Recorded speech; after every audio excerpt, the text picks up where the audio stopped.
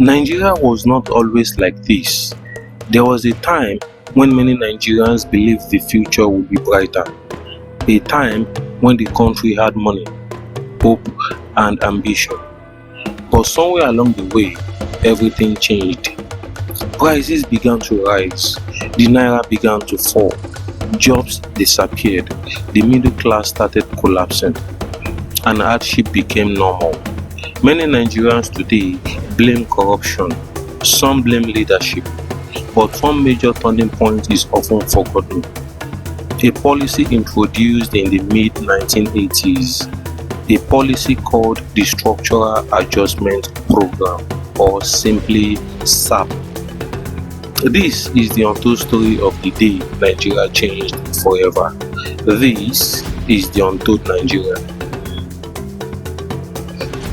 To understand SAP, we must first understand Nigeria before it. In the 1960s and early 1970s, Nigeria's economy was growing steadily. Agriculture was the backbone of the country. Nigeria was one of the world's major exporters of cocoa, groundnut, palm oil, cotton. The regions were productive. Nigeria was feeding itself, and many Nigerians were working and building stable lives. Then something happened. Oil. In the 1970s, Nigeria entered what became known as the oil boom era. Crude oil brought enormous wealth. Government revenue exploded. Nigeria suddenly had more money than ever before. New roads were built. Big projects were launched. Imports flooded the markets. The country began to feel unstoppable. It seemed like a blessing, but it also created a dangerous dependence. Because Nigeria began to rely almost entirely on oil, agriculture declined, local industries weakened, and the economy became tied to one resource. The oil money was flowing until it stopped. In the early 1980s, global oil prices crashed. Nigeria's main source of income collapsed almost overnight, but Nigeria had already become dependent on imports. The country was importing food, machinery, consumer goods, industrial equipment, and so on. So when oil prices fell, Nigeria was in serious trouble. Foreign reserves dropped, government revenue shrank, debt began to rise, inflation increased, unemployment grew. By the early 1980s, Nigeria was facing a major economic crisis, and the government did not know what to do. In December 1983, the military took power again. Major General Muhammadu Buhari became head of state. His government tried strict controls like import restrictions, price controls, anti-corruption campaigns, but the crisis continued. Then, in 1985, another coup happened. General Ibrahim Badamasi Babangida came to power. IBB inherited a broken economy, and soon his government turned to international institutions for help. The International Monetary Fund, the IMF, and the World Bank. These institutions offered loans, but with conditions. They believed Nigeria's economy needed restructuring, and that restructuring came, the Structural Adjustment Program. SAP was officially introduced in 1986. It was presented as the solution, but it would become one of the most controversial policies in Nigerian history. So what was SAP? SAP was a set of economic reforms designed to restructure Nigeria's economy. The government said it would 1.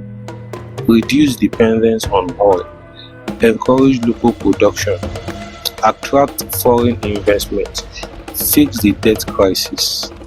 But SAP came with harsh measures. The key policies included Currency devaluation. The naira was devalued, meaning its value dropped sharply. Before SAP, the naira was relatively strong. After SAP, it began to collapse. Imported goods became extremely expensive. Basic items Nigerians depended on suddenly cost much more. Removal of subsidies. Government support for essential goods was reduced. Prices of food, transport, and everyday needs rose. Life became harder for ordinary Nigerians almost immediately. Trade liberalization. Nigeria opened its market to foreign goods. Import flooded the country, but local industry could not compete. Many factories shut down, jobs were lost. Privatization. Government-owned companies were sold. Thousands of workers were retrenched. Many families lost stable incomes. Cut in public spending. Funding for education, healthcare, and social services declined. The burden shifted to ordinary Nigerians. SAP was described as economic medicine, but many Nigerians experienced it as economic punishment. For the average Nigerian, SAP was devastating. Prices rose rapidly, salaries stayed the same, the cost of living became unbearable. Families that were once comfortable began struggling. The middle class started disappearing. University education suffered. Hospitals deteriorated. Unemployment exploded. Businesses collapsed. Industries closed, and poverty expanded. SAP also led to widespread anger. Students protested. Workers went on strike. Civil society resisted, but the policy continued. A new word entered Nigerian daily life: hardship.